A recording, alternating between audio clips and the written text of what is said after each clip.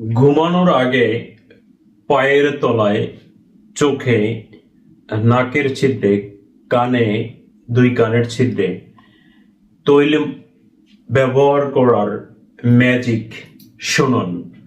ঘুমের ওষুধ প্রয়োজন হবে না, দৃষ্টিশক্তি ভালো হবে, পায়ের ব্যথা ও ফোলা ভাব কমে যাবে, ক্লান্তি দূর হবে, তাড়াতাড়ি ঘুম আসবে। থাইরয়েড রোগীদের এবং সর্দি কাশি রোগীদের জন্য অনেক উপকারী। রক্তের প্রবাহকে বাড়িয়ে মনকে শীতল রাখে, মানসিক চাপ অনেকটা দূরে রাখবে আপনাকে। সরিষার তেল হোক, নারিকেল তেল হোক বা অলিভ অয়েল আপনি মালিশ করতে পারেন, ব্যবহার করতে পারেন। আমি নিজে ব্যবহার করতেছি। ধন্যবাদ।